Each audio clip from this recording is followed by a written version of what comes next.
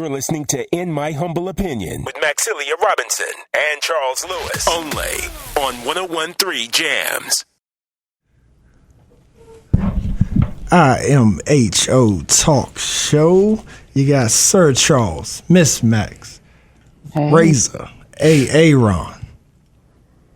What's happening, y'all? What's up? How y'all feeling?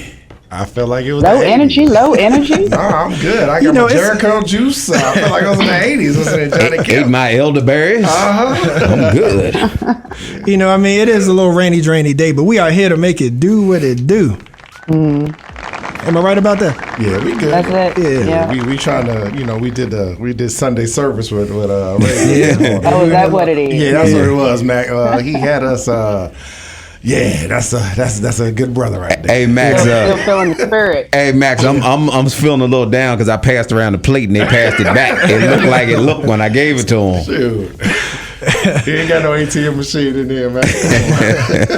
Yeah, but thank y'all. I heard you had a good show, so yeah, we did. Check it out. My Brother's Keeper. For those who want to check that out, it was a good installment of that. I like to say, it's still up on the Facebook page.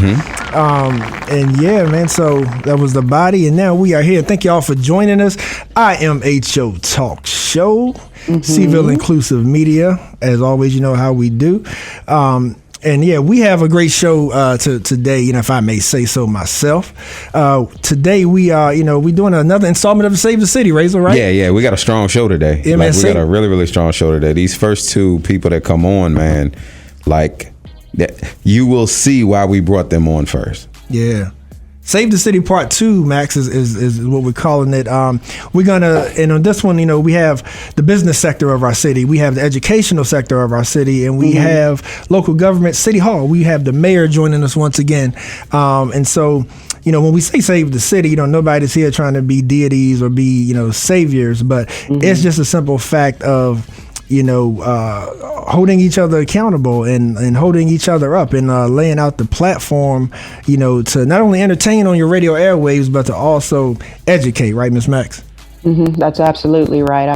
I think all of us recognize that Charlottesville needs some changes, for lack of a better word. And so, and those, the issues that we're facing right now just seem to compile as the days pass. Yeah. And so, we've taken it as our responsibility, and of course, we can't do it by ourselves. And we love that the community is engaged, and certain organizations around the city are engaged. But really trying to take that responsibility seriously of looking out for our community and what they need and lack, and making sure that we help bring those topics to light or create the resources if we're able to. And so, the show's just intended to be an extension of that.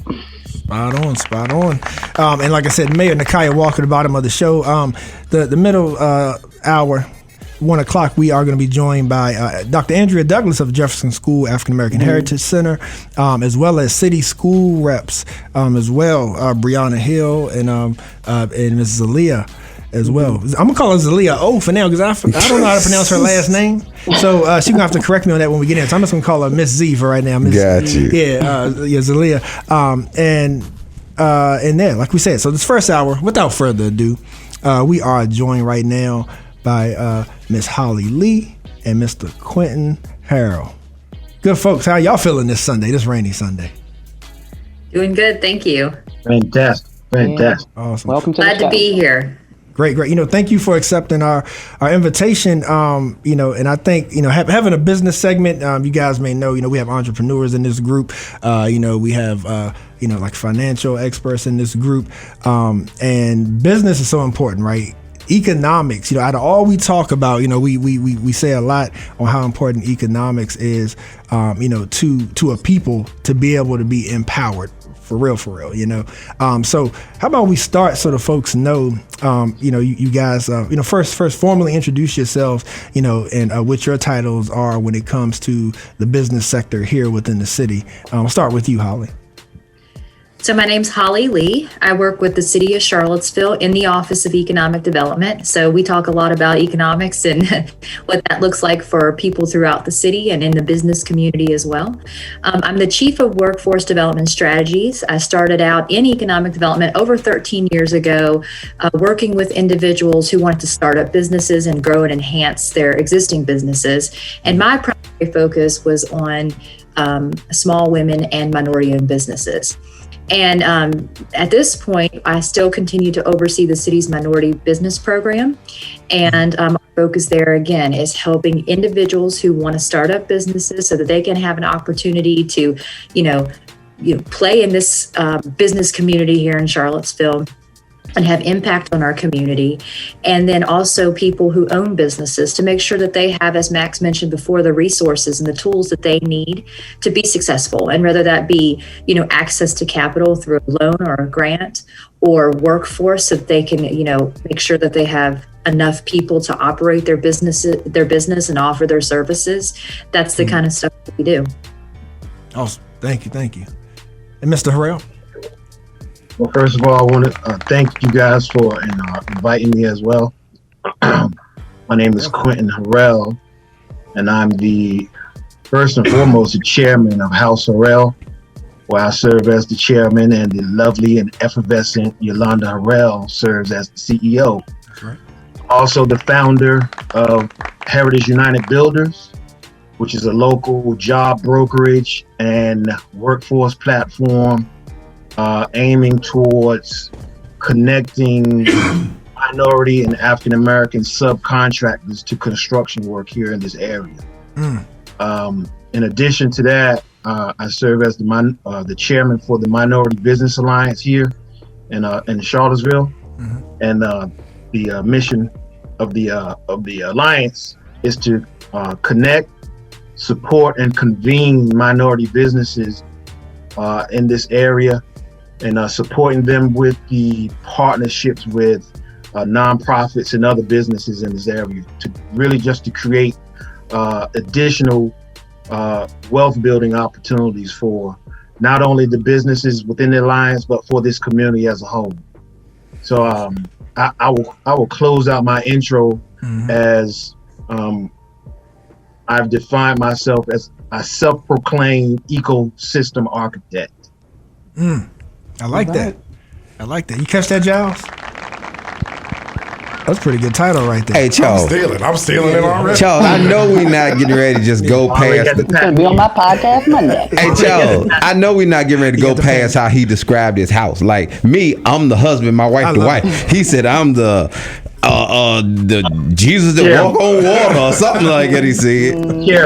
The chairman. I said, Lord, I gotta change my title in my house. Hey, I ain't important enough. Hey, so some of our listeners know, the Harrells is Mr. and Mrs. Black Love. Absolutely. As well, yeah. Especially around Valentine's Day. That's right. Yeah, great, man. Great. That's good stuff. So, man, so where should we start? We definitely, the biggest thing right now, of course, a lot of things business-wise have been getting shut down. Things have been put on hold. People are some are even finding ways, to maneuver these times. So, with 2020 and all that it was and how it's still lingering now, wanted you two to kind of, let us know about sort of like what's the top initiatives, from your offices that you saw was the need to be able to sustain our economic infrastructure here in Charlottesville here recently. And maybe Hollie, if you want to start. Okay. All right. Sure. So, when the pandemic initially hit back in March of 2020, it was a lot of, a crisis mode situation where we quickly assessed what this thing is and how it's going to impact our local business community. We saw, under governor's order, a lot of our non-essential business having to shut down, and that meant they had their stream of revenue completely stopped.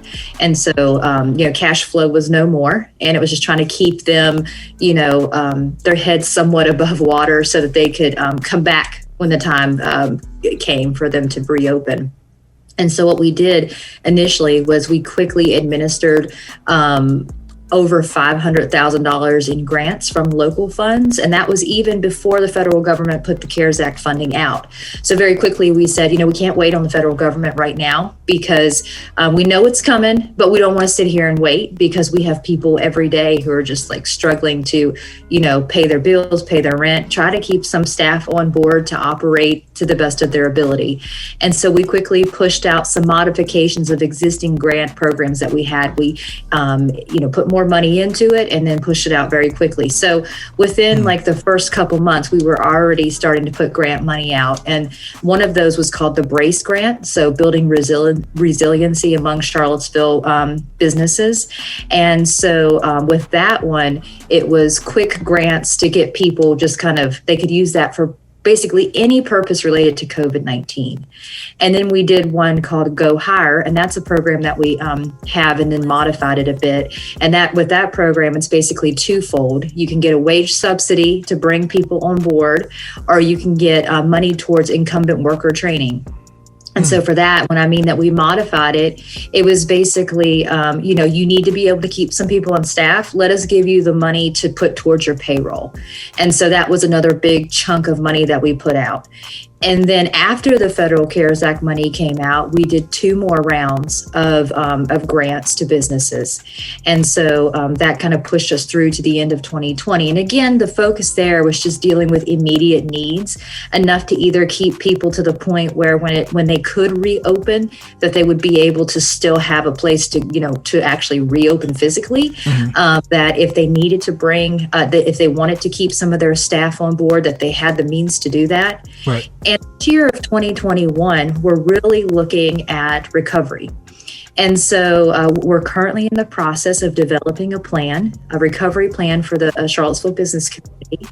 And we're getting ready to release some dates where we're going to have open forums where businesses can talk to us about what their needs are at this point in time.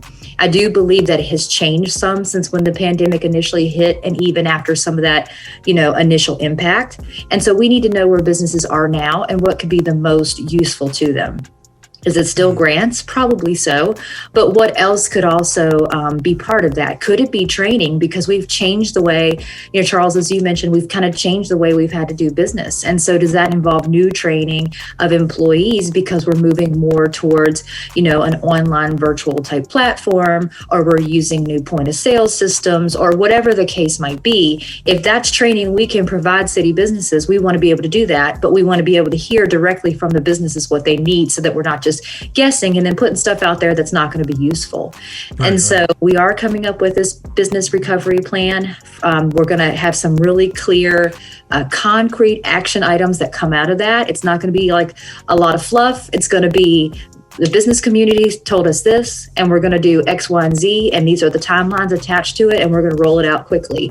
And so that's kind of our game plan for this year, and we've already started moving towards that. We did do 1 round of business equity fund mini grants. And so that was the idea there was for minority businesses. And we were able to reach minority businesses this time that we hadn't been able to reach in the past. We relaxed a lot of our requirements that had been required by the federal government. That was extremely important to us. We knew some of the requirements were restrictive. We wanted to make sure that everyone who needed it had access. And this time we're giving out 16 grants to businesses that didn't receive any funding from us last year. Okay. And so that's an opportunity for them to start to recover and move towards. And part of this BEF mini grant is also that we've coupled it with intensive one-on-one training. And so not only are they getting money, which is always helpful, but they're also getting the technical expertise to help them strategize for their business in 2021. And so, the idea here is that you get some money, but you're also going to get some, hopefully some training that will be helpful for you moving forward with your business. Yeah. Now, what were the ways that you reached the Black businesses? Was there a concerted effort to be able to reach them? Because I know we heard a lot of folks that they didn't know. Now is there validity to that? So that's the thing. So those first 2 rounds of Federal CARES Act grants that we had, we did hear feedback from people after the fact that they didn't even know about it. And so, as we heard that, we tried to really step up our game. And so we have staff in the Downtown Job Center and our Home to Hope reentry crew that they actually went out there. They hit the streets, as Quinton said earlier on. And they actually went out there and actively engaged local minority-owned businesses, and in particular, really focused on Black-owned businesses because we wanted to make sure that they were aware, and that if there was any reason that they felt like they couldn't apply, we don't want that to be a barrier. Just be upfront with us, tell us what it is, and we'll figure out a way to make it work. And so one thing we had found from the last rounds of grants is that some business owners, because the economy was so bad, they weren't able to renew their 2020 business license. And so that automatically disqualified them for the grants.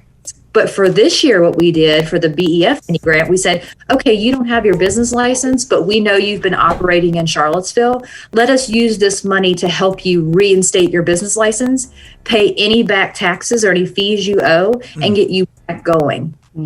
So we did. It was a concerted effort. We did, social media. We were out there walking around, handing out, flyers, anything we could to reach the business community. We tried, and I think we did better this round.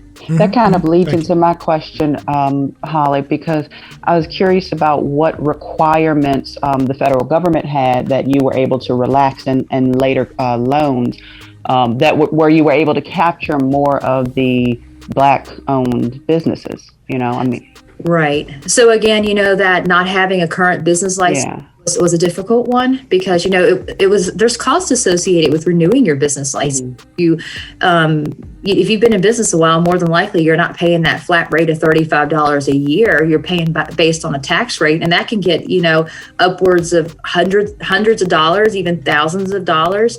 And some businesses just didn't have that to renew.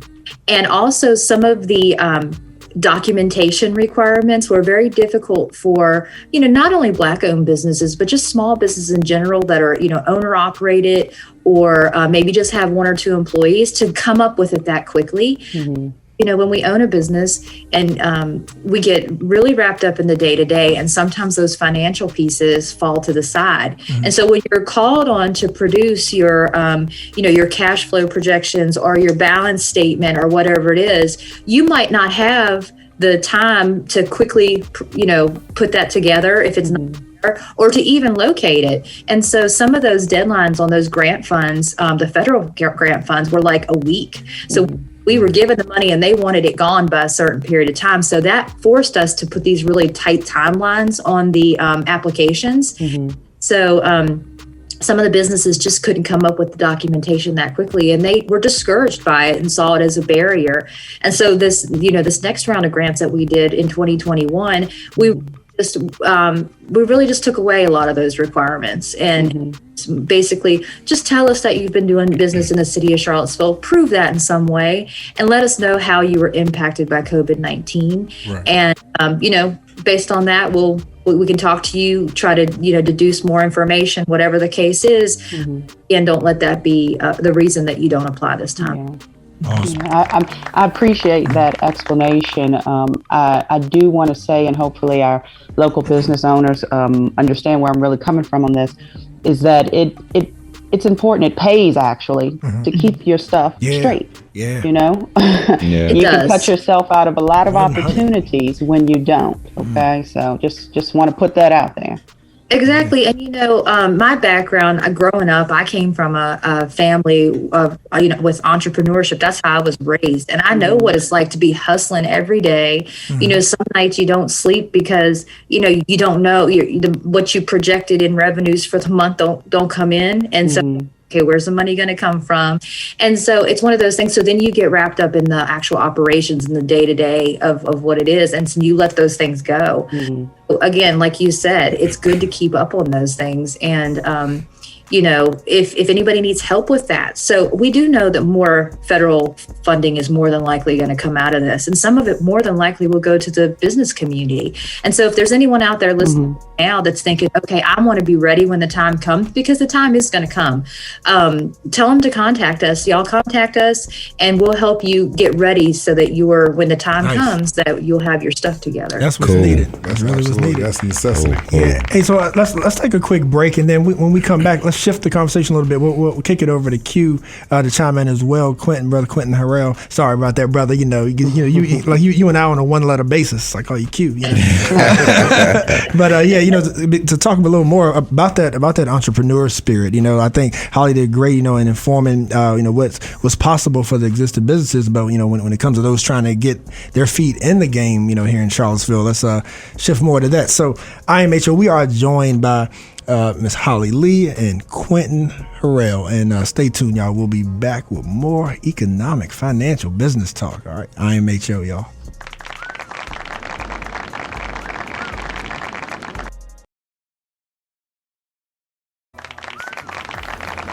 IMHO Talk Show. Hit us up. You know how to reach us online. Don't forget that new hashtag, Giles. What is it, Giles? Hashtag Seville Inclusive Media. Give it up. .com, not .org. SevilleTomorrow.org, SevilleInclusiveMedia.com. That means Charles can keep making money. And I love it. But in that new hashtag, Seville Inclusive Media, going to try to keep everything, funnel to the people easiest as possible. And speaking of that, want to make sure that we make sure that our money is right. It ain't funny. And so we have Miss Hollie Lee and Mr. Quinton Harrell. And as we said before the last break, y'all, we want to sort of shift the conversation and more of the entrepreneurial spirit. Hollie did a great job of talking about the resources that we have here, for the existing businesses. And I know there's more she wants to elaborate on, but wanted to kick it over to you, Mr. Harrell, in regards to some of the initiatives that you've been a part of more recently. When it comes to trying to give a leg up, to minority professionals and businesses. Sure. And first and foremost, Charles, feel free to call me Q, man. Oh, I appreciate that. I'm still professional with Q as well. So he can hear your stress in your voice, Charles. He's trying to save you. But yeah, man. Well, first of all, I like to say, just listening to all the information that Hollie just shared, it is crystal clear why the city has Hollie on the team. Mm-hmm. No doubt, right? Mm-hmm. Hollie gets busy, and she's been getting busy for years. Mm-hmm. Thanks, Quinton. You're welcome.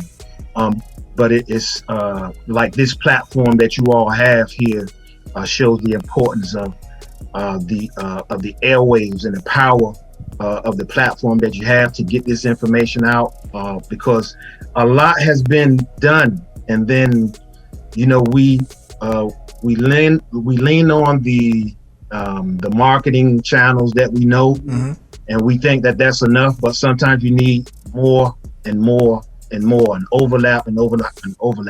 So a lot of people still don't know all the good stuff that the city is doing, all the initiatives that are going on. And when I reflect back on 2020, devastating year for many. It was a jolt to our reality, right? And a lot of change happened, a lot of turmoil happened, a lot of businesses, really had to shut down. Mm-hmm. But I am of the mindset, though, is that you never let a crisis go to waste. And what I was heartened by is the resilience that I did see in the business community, mm-hmm. the innovation that came out of what happened, of this perfect storm of social unrest, as well as just uncertain, dangerous virus environment, and mm-hmm. how entrepreneurs, part and parcel definition of entrepreneur is to come up with solutions for mm-hmm. problems. That's where you make the most money, mm-hmm. when you can develop a product or a service that creates a solution to a problem. with our work with the Minority Business Alliance, I'm truly proud of some of the things that we did within that initiative. We didn't get out as much money as the city and Hollie and them, but with Minority Business Alliance partnerships with United Way and the Endurance Fund coming out of the Minority Business Alliance, we got nearly $100,000 distributed to Minority Business Alliance members and other minority businesses, African American owned businesses in this community. It all helps. What'd you say, Mac? I said it all helps. You kind of understating it. You know, we didn't get out as much. It all helped. Yeah. No doubt. I was teasing. Okay. Yeah. 100 grand out to the streets. That's all free. Yeah. So yeah, we're very proud of being able to be a part of distributing that, and it just aligns with our mission of partnering with nonprofit organizations and other businesses to support, convene, and help minority and African American businesses in this community. The other thing, though, which I felt that was very important that we did, is we also launched this series called Your Financial Narrative, where we find it very important and it's been alluded to in this conversation about business owners understanding their financials, understanding financial statements, because grant making is fantastic. You know, money going out to people to help in the recovery or help in the survival first, and then the recovery. Grant making is going to be a game changer because you don't have to pay that back. And, loosening the rules on requirements so that people can get the funds that they need to survive is critical. But what is also critical, because as an entrepreneur, you have to look forward and look and prepare for the future. We have to be able to understand, we got to get additionally educated about how to manage finances, and with these conversations of financial inclusion, and talking with local banks in this area, and you got CIC with the expansion of their lending capacity. Loans is a different beast than grants, and so being able to understand what a balance sheet is, being able to understand what a profit and loss statement is, a cash flow statement is critically vital for a business owner to make decisions. It helps you, it guides your decisions on how you make your next steps in your business, but it also puts you in that position that was alluded to in this conversation about being in position to take advantage of support funds that are coming down the pipeline. So it was very important for us to continue pushing that conversation about having business owners to think about finances and getting the financial house in order. Yeah. So, and Q, when you said that, I'm curious. So, how do you and Hollie work together? Like, where do the lanes merge? Because I know she talked about some resources as well that that's offered. Because I'm sure you run across some entrepreneurs who have great minds, right? Great business, intellect, but maybe didn't go to school for it. Maybe don't have all the I's dotted, T's crossed. Is that where like sort of your side of the road and then Hollie and the city side of the road kind of merge, or like how does that work? Well, Hollie and Hollie's Department, Office of Economic Development and Minority Business Alliance is an ongoing partner. It's one of those partners that we talk about. The merging is always there. We try to connect people to them, and they connect people to us. And but here's an example. As we move forward, thinking future forward. Actually, Heritage United Builders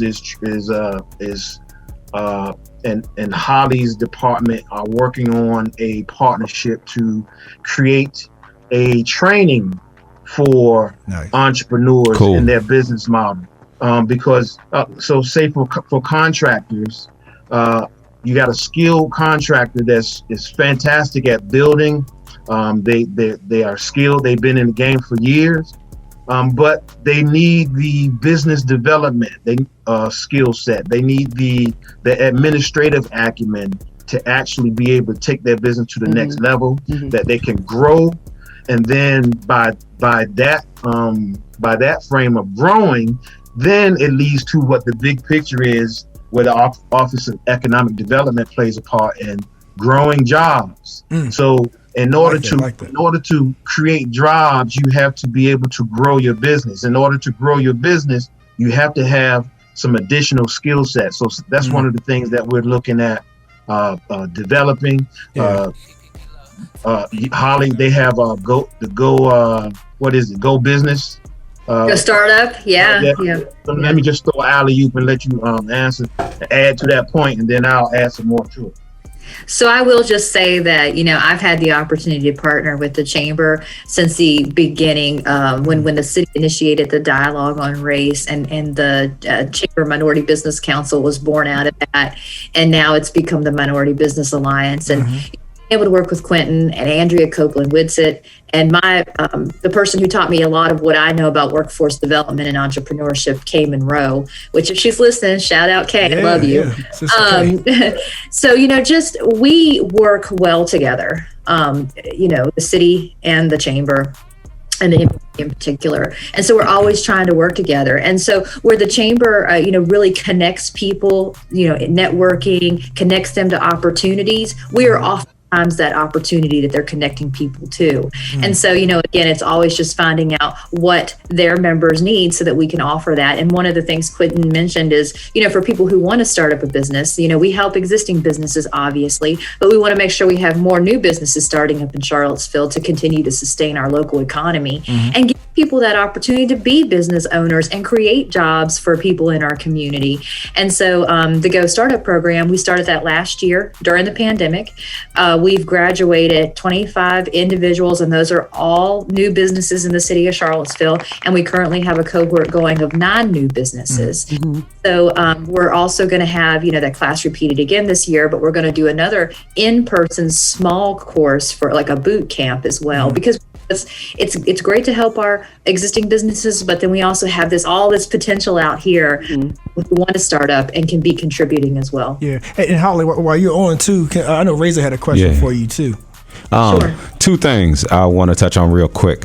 One, I come from the hustler mindset, so when I started my business, I can do this type of mentality, right? So. Not realizing that there's so much of business that you don't know that you can't fake. So I was fortunate enough where some businesses weren't, to where I made it to the point where I did meet Hollie at CIC and I did meet Q, and they invested the time to talk to me. So when I went back, I didn't even understand that being part of the Chamber as a business was important.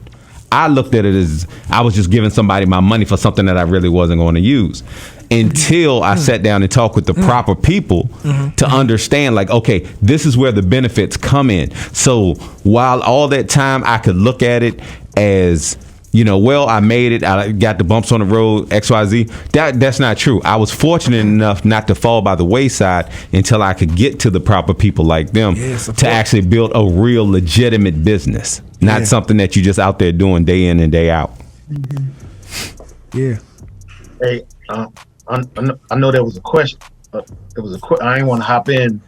A question from Hollie, but I would just say to that point, to your point, Razor, that's like one of the most important, vital components of just providing perspective to one another in this ecosystem. So what you're talking about is the importance of the ecosystem, and that's why I call myself, or call me and my wife, ecosystem architects, because we have all these different nodes. We have CIC, we have the Chamber of Commerce, we have Minority Business Alliance, who is like relentlessly looking for opportunities to partner with other people or come up with our own ideas to provide value to the membership, because it's been so long that people have said, why would I join the Chamber, or why would I join the Minority Business Alliance? what I get for that?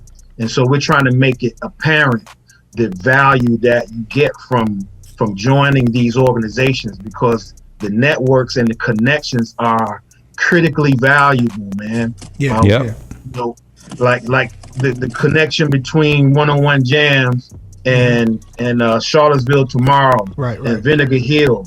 That's part of the ecosystem. You're getting the word out about all this important information and these initiatives that we're working on. Minority Business Alliance and the Office of Economic Development and CIC and BPN and the Charlottesville Black Excellence. You know, all of these nodes need to be connected in a way that makes sense, that provides the true value and the information that our people in this community truly need. That's right. Absolutely, man. Yeah, and I know Aaron has a question for you guys as well. And Q, to your point, I think that question was answered that he had, because it was about, you know, having that support and those resources, you know, to eliminate those early mistakes. Cool. Yeah, thank y'all. Yeah, it's a question, either one of you, but I'll pose it to Q first. So nationally, I've been reading a lot of statistics, and it says about maybe 96 to 97% of Black-owned businesses are sole proprietorships, which means that they don't have employees. I'm going to also correlate that and follow where I'm going with also Black men have some of the highest rates of unemployment in the country. How important is it for, when you guys are discussing this, and Q actually already answered it, but talk to business owners about scaling and about growing, because reducing unemployment is, like you guys have already said, is a direct correlation with Black businesses. And I'm talking about specifically in our urban centers, creating jobs on a mass scale. So I can create a business to where I can employ 10, 20, or 30 people, and I can pay them $45,000 or $50,000 a year. That reduces unemployment. How important is it developing marketing and just getting people to be creative about scaling so we can actually create an infrastructure in some of these urban centers that we're so concerned about? Thanks for that question, Aaron. I think that it's most critical. It's 100% critically important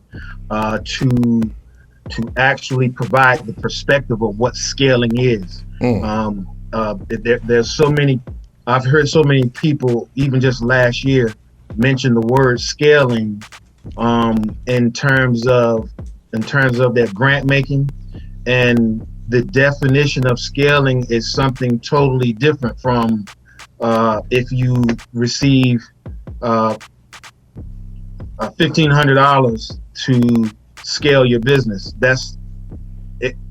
You're helping a business to, you know, acquire certain or take care of a certain expenses. Right, but scaling your business is about building a new system, building systems that allow you to grow, that allow you to expand your model and replicate it, so that you grow in an exponential form. Last year, we had one of Minority Business Alliance's meet sessions was about that subject, and we brought in two experts. We brought in Fran Harris and oh my goodness, she smacked me in the back of my head. She forgive you, man. She's gonna smack me in the back of my head. But two individuals who have worked with large corporations or work with entrepreneurs that have grown to that level of scaling, and one that has, you know, like Fran has been on Shark Tank. She's created a couple of different businesses, and so she got to deal with Barbara on Shark Tank for this beverage line that she has. So just providing that information to individuals to think about is, critically vital. Yeah, and Q, so we have a couple minutes left, and I think there was one more question we'll try to get to, but I want to make sure that you guys let folks know the best way to reach you if they want to learn more, get involved with what you're offering. So Q, go ahead and start with you, the way folks can reach you for these initiatives. All right, how many more minutes we got? About one. Well, I do want to say this. You can find me on LinkedIn, Quinton Harrell on LinkedIn. That's a quick way. But I want to talk about mention a couple of more initiatives that we're working on. Mm-hmm. UVA, the UVA local economy group, and the UVA supplier diversity group. We're working with them to help them redesign their process on how they are to spend and do their procurement for local minority businesses in this community. That's going to be huge. Look out for legislation that's coming down the pipe regarding the allocation of 21% towards women and minority businesses. And that came from the governor's disparity study that was completed. So very important information. And there's look up information about the new PPP rules. The next 2 weeks, it started February 24th, and for 14 days, there's a period where people can apply for PPP. Oh, that's too many P's. I thought so. He got to go to the bathroom. Businesses under 20 employees. You can be a felon, and you can apply. Sole proprietors, you can apply. Self-employed, you can apply. Right. I'm shutting up. I'm out. Hollie. No, I appreciate that. That's good info. Good info. Thank you, man. And Ms. Hollie, how can we reach you? Yeah, so you all can reach me by contacting the City of Charlottesville Office of Economic Development. So it's charlottesville.gov/econdev. Our number is 970-3117. That's my direct line. I'm throwing it out there. Mm-hmm. And we'd be more than happy to help. In terms of the scaling up, just what Quinton mentioned, that we know that about 94% of Black-owned businesses are sole proprietorships. So that number, that's from the U.S. Census Bureau. The thing there is that these programs, the partnership that Quinton mentioned earlier, is a chance for us to try to scale up contractor construction businesses so that they can do business with the city of Charlottesville, get contracts, and that will allow them then they'll be in a position where they'll need to hire people to fulfill those contracts. Same with the conversation at UVA and supplier diversity over there. If we get minority-owned businesses need to be to get to be viable to do this contracting, then they're going to need to hire people. Yes. And so that's our goal in working together. Yes. Hey, and Giles, did you still have a question for him? You have a quick one? Or are you going to inbox? Not really a quick. Not really a quick one. Probably inbox. I was just really wanted to ask Quinton and Hollie both what they felt like the emerging opportunities were. Because there is so much hurt out there right now. But as Quinton set up in the conversation, the economy's changed. And fundamentally, it's changed. And the building trades have been crushing. If you were positioned in the right way at the front end of this, you benefited over the last year. And when you look at new legislation coming down the line around marijuana legalization or UVA changing its procurement policies completely, I mean, the opportunities are going to be big. And I also wanted to just say what you guys have already said, which is that Hollie's been doing equity work on behalf of the city for over a decade. And it shows. And the network that the Chamber and Andrea and Quinton and a lot of the people who were involved in the first dialogue on race have built around creating connection between the public and private resources in Charlottesville to benefit small businesses in minority communities, and specifically in Black community in Charlottesville, has been amazing. But it's still, they've been doing it with like a little chunk of side change, right? And this crisis, I think, has moved the programs to the center of people's economic focus and the state's economic focus. And so you see CIC and the Chamber and the city's economic development office, they're going to be big players in the next 5-10 years. So pay attention, get involved and get in the networks. That's right. I would just say that as somebody who's been watching the game for a long time, that people who have been doing really amazing work, but in the shallow end of the pool are all of a sudden right in the center of the game, so it's a big opportunity. You have to get involved. That's right. Thank you for that, Giles. And thank you, thank everybody for listening and joining us. The priceless information about economics, right? From Quinton Harrell and Hollie Lee. Thank y'all for joining us. Thank you guys. Yeah.